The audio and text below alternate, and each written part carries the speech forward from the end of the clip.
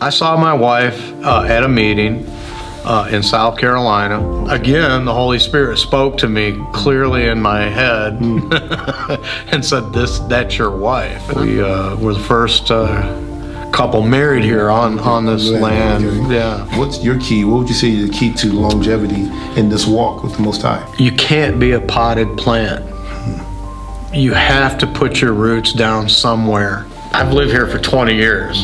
I would be a prating fool and a liar to tell you that I never experienced offense. If someone is committing themselves to you, you are obligated to commit yourselves to them. You know, husbands and wives, they have fights. Don't throw in the towel in 2 or 3 or 4 or 5 years, you know? Any relationship that's worth anything is always gonna be fraught with, it's kind of like going to the high school dance and 200 people show up.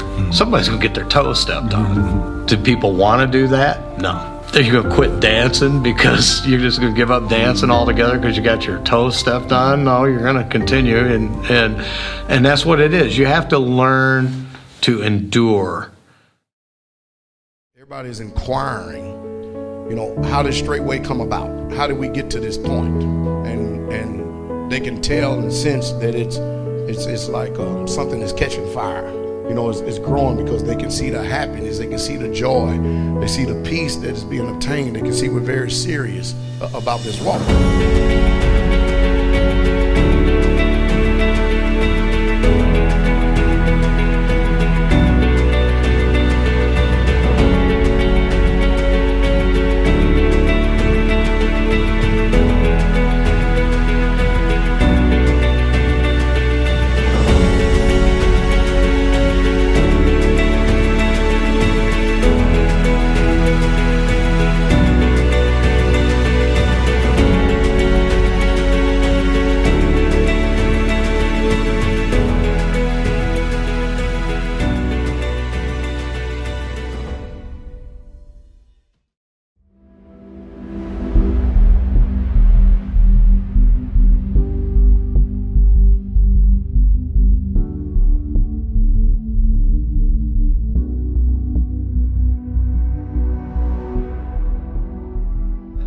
Thank you so much for coming on the Berean Moment. We're glad to have you, Deacon Bell. Now, you go by Deacon Doug or Deacon Bell? What do they call you? Either one doesn't bother me. Okay. But most of the time, I'm the same. Most of the time, call me Deacon Bell. Deacon Bell, okay. Because you one time called Brother Doug. Yes, sir. Okay. So anyway, but before you had your Berean Moment, right? Can you just give us a flyby of what life was like? I know it's short, but just what was life like? Like, where were you born? What city? I mean, just what was life like before you came into the truth, or even before you came to know Jesus Christ? Well, I was born in Virginia Beach, Virginia. Coming from a family of 6 children. I'm the 5th of 6. I lived with my mother and father, all my family in the same house. Okay. And we had a relatively, I said lower middle class family. Okay. We weren't, family wasn't wealthy by any means. But just pretty much just living paycheck to paycheck, that type of family. Living in a half decent neighborhood. We live in the hood, but the hood was like right down the road. Okay. That kind of thing. And grew up, of course, having a fight and that kind of stuff at different times. Not all the time, but you did have to engage in fights and stuff at times when when things would happen. Especially when I was younger. As I got older, like in high school, didn't really have to deal with too much of that, but occasionally, but just when things did happen. But for the most part, my life was, my life, I was pretty much the type of person, was pretty happy-go-lucky type person, individual. Had some friends I was close to as a group as I got older. When I was in my 20s, after I got out of high school, and one really good friend, but lost him after I came to Christ. But my life was pretty simple. But I can tell you this much: before, as time grew now, when the Father started to draw me, that's when my life started taking the downward turns. Things, some of the bad things started happening. Could say just as I. Did you grow up in that? Did you? What was the spiritual condition of your family? I'm sorry. No. My family was Christian. My Okay. mother, I'm sorry. My mother was Christian. My father was a heathen. Okay. Straight heathen. You know, Okay. he just, like the word says, you know, don't be unequally yoked. Definitely, you Okay. don't want that. I lived in a household just like that. Okay. Like when my mom would dress my sisters holy, of course, they appealed to our father, and of course he's, hey, now you can put your pants on, your makeup, and all that stuff as they got older, you know. When they were younger, they didn't really care that much. You know, of course, they were older than me, but as I could see the contention with mom and the daughters, and dad would, you know, capitulate to them. But you know, of course, my mom would try to keep out, you know, my brothers and I, you know, from running wild, and Pop would just say, you know, because, you know, he was a whoremonger, you know, he'd, you know, go do his thing. Okay. You know, he worked 2 jobs too, but you know, of course, Okay. he had time to, you know. Did you grow up in the church? No, yes, sir. My mom, you know, we went to church every Sunday, Bible studies. My mom was very active in the church with the scripture studies, that kind of thing. All the events they had, you know, she was always there. So, you know, we'd always go with her. You know, of course, Pop never went. But, you know, so we did all that, vacation Bible school, you know, during the summertime. So, you know, we stayed in the church a lot. And I even when I was young, got convicted, you know, had a conversion moment. But, you know, it didn't, you know, last long because, you know, there's nobody there to school me. You know, I would have loved my father to have been the one, but, you know, since I didn't have that. And, you know, Mom, I guess, didn't know how to bring me up in the Word. You know, she did her part as far as to a point, but as far as, you know, when she knew that I was converted at that point, that young stage, you know, she didn't know how to help me. And of course, one thing I would say for the failures of the church at that time too, they didn't really invest in the children. You know, like, you know, of course, they had the little Sunday schools and stuff. You go off there, you do a little bit of stuff, but even the Sunday school teachers weren't really engaged in the children, so they didn't really put nothing in them. And so I like what we do here. Like our pastor has the children sitting in here, so they're hearing everything that we hear, and they're learning. They can come back to you and ask you questions and think, well, you listened? Yeah, you know, so that's a good thing. But So even though you went to vacation Bible school, and you know that's a big thing in the Christian world, you even could tell that you didn't really get much out of that. right. Wow. Yes, sir. Yes, sir. So okay, so you went and pretty much you lived in, and where you said Virginia? Yes, sir. Virginia. So you said you lived your you know, simple life, happy go lucky and everything. Did you go off to college, or what did you do after high school?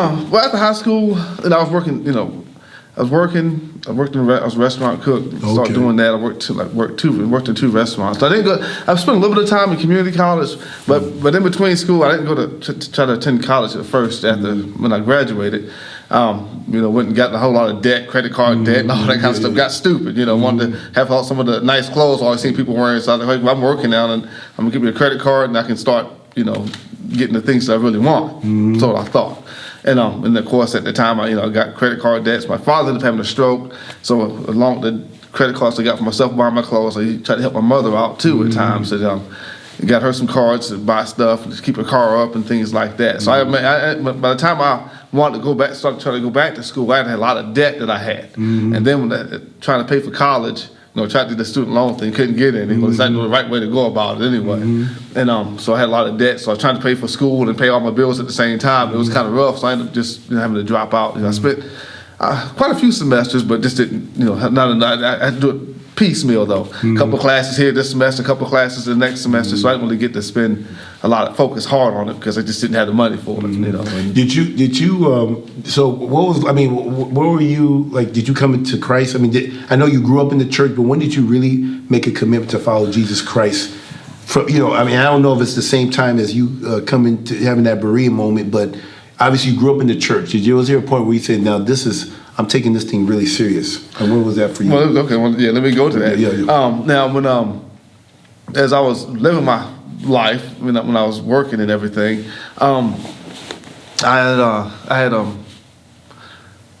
you could say I went through a period where the Father started dealing with me, and I didn't really know what was going on, and I started getting just very depressed because I started becoming aware of my sins. I started getting that type of consciousness. Now, you always feel like you don't belong anywhere you go. I mean, I'd be at parties and stuff, hanging out with my friends, drinking and all that kind of stuff. You're just like, man, just had to feel I don't belong here. And I always kind of felt that all my life anyway. I'm an outsider. I'm different. I don't fit here.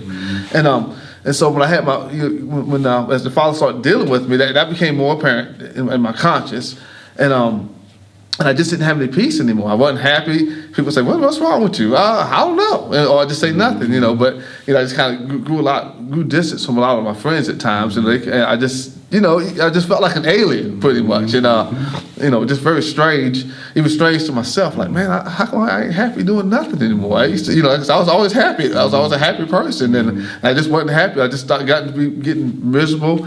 A girl I was dating with we broke up, and that took me even deeper. I didn't really tell you the truth. I didn't even really want to be with the woman. I was just with her. So I don't know why that even made me sad. It didn't really, but it did.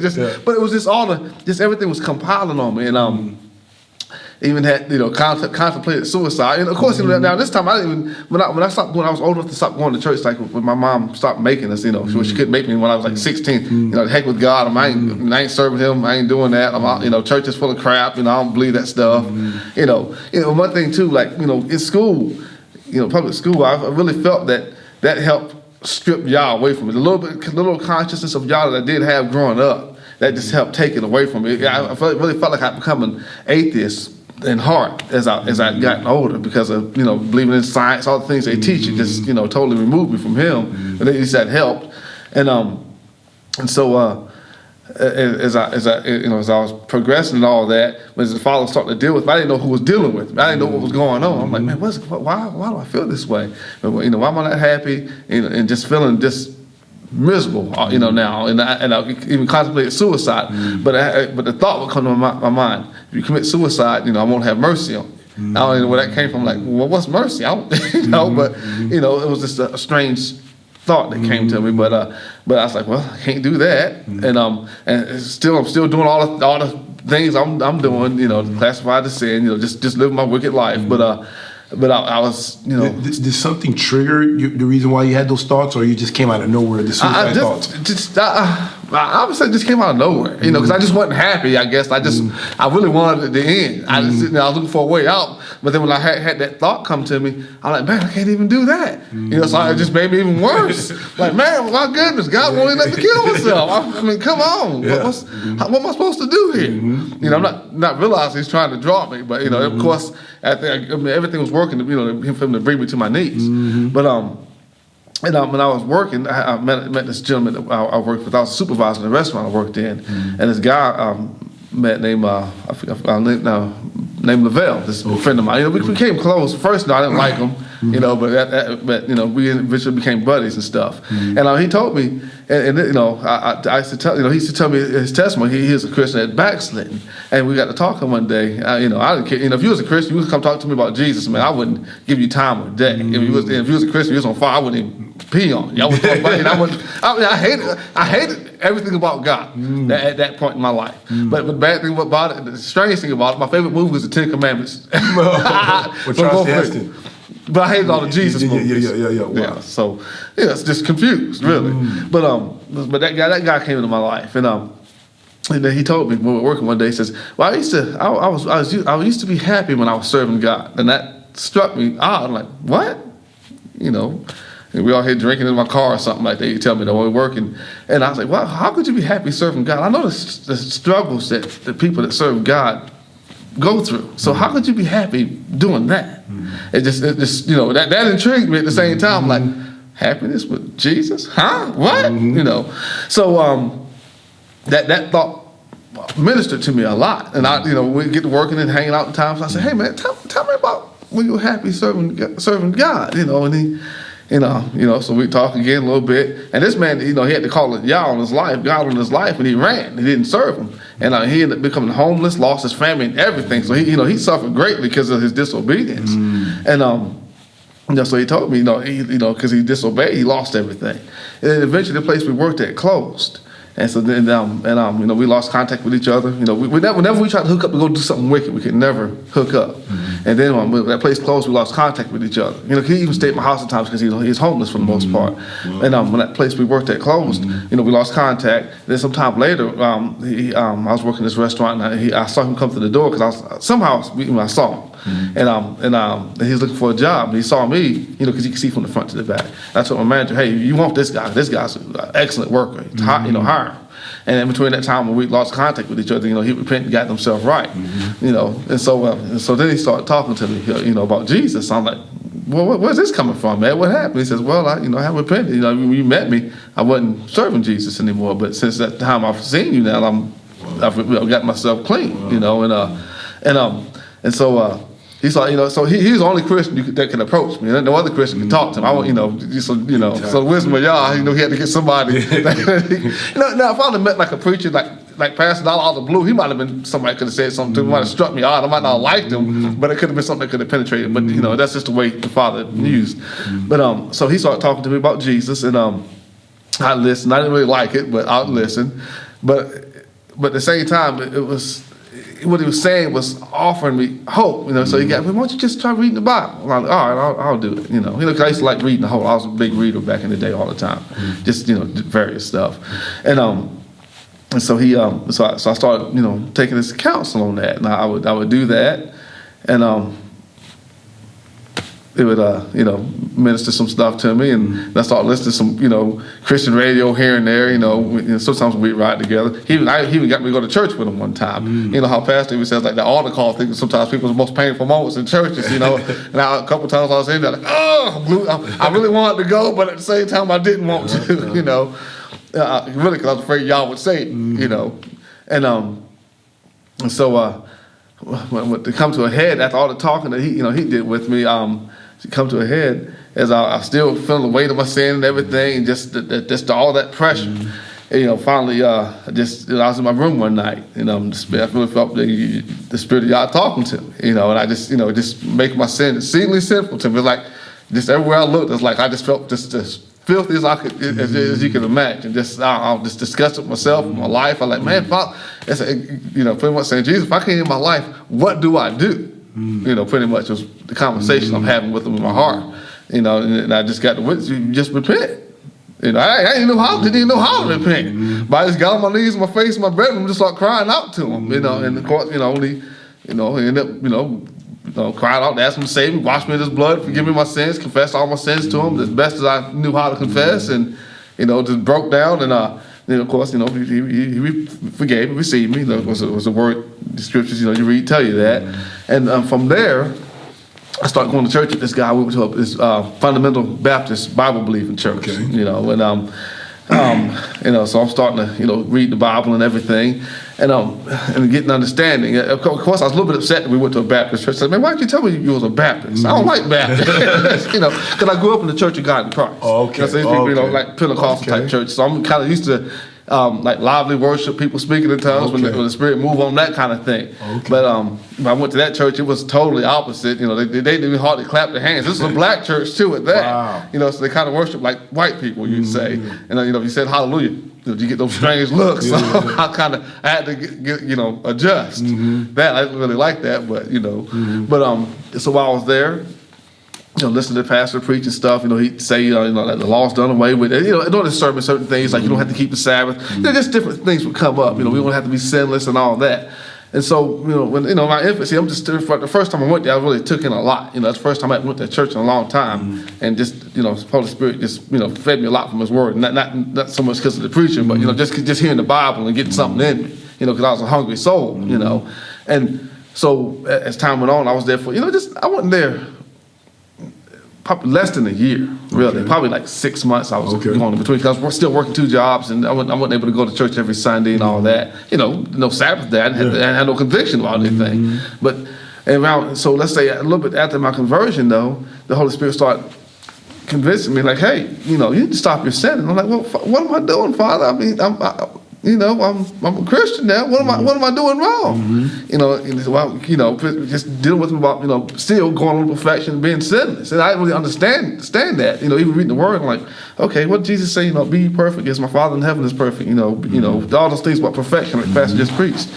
Those scriptures were talking to me hard. Every time I read the Bible, it's like getting slapped or getting punched. It's like, man, Father, I'm trying to do my best for you. I want to serve you in righteousness. I don't want to be one of these hypocrites. I want to be holy. And so all that was really just burning inside my heart. So finally, I got the courage to go ask the preacher about it. I said, I had these scriptures. I said, hey, Pastor, can you tell me what Jesus is saying here? And why don't we keep the Sabbath and those things? And there's other questions I could have asked, but those were the main ones, just being holy and keeping the Sabbath. Of course, they said, well, when Jesus came, he done away with the law, on the cross, so we don't have to keep the Sabbath day.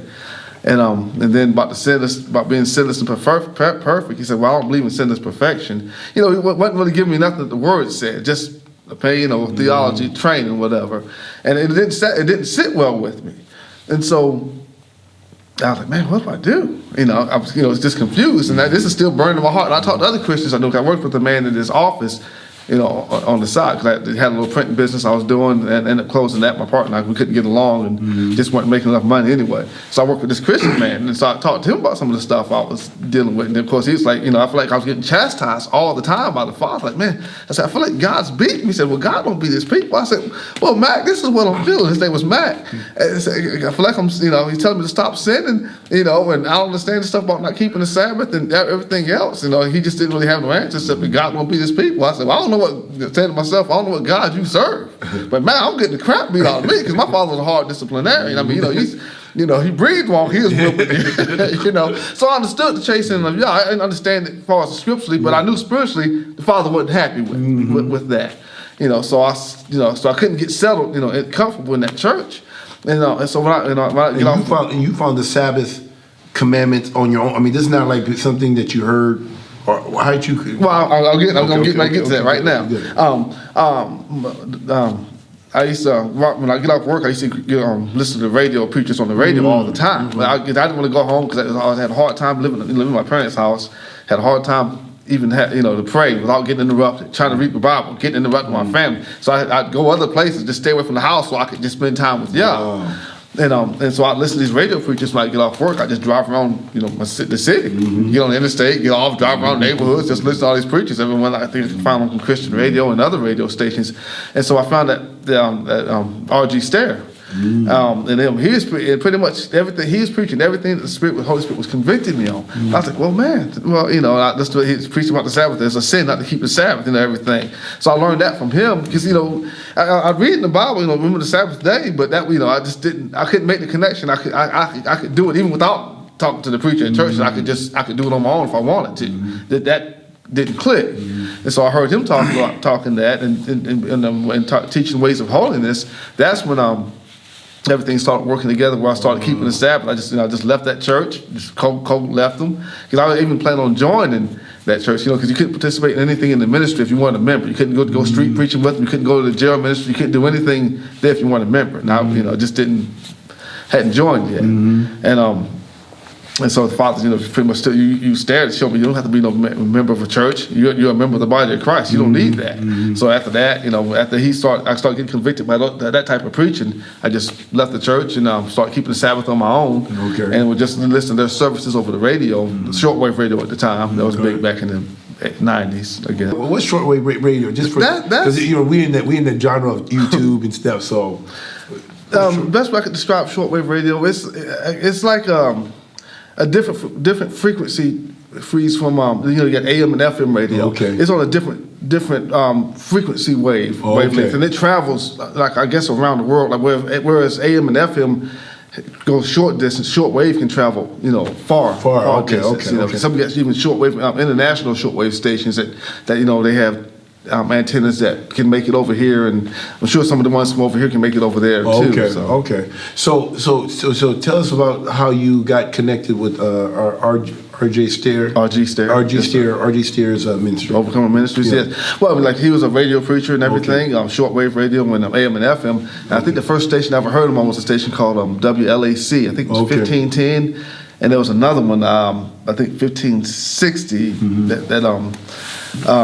the AM station that reached up in my area. So those are two channels I listened to him on until I eventually got a shortwave radio. But I just caught him here and there. But like I said, he was the only preacher that I heard that was ministering what the Spirit was ministering to me, that more witness. And that's what the Father used to help get me away from the organized religion, kept me away from that, the whore, and brought me out of that. And just I listened, followed him for like let's see, from initially from the time that I left the church, let's say around 97 till I hooked up with Pastor. That's how I found Pastor Dow, through R.G. Stair, because he knew Pastor was listening to him too somehow, and they hooked up and he played some of Pastor's messages. So I heard he heard some of him preaching on Stair's broadcast at times too. And so that's how I got introduced with the Pastor. And eventually when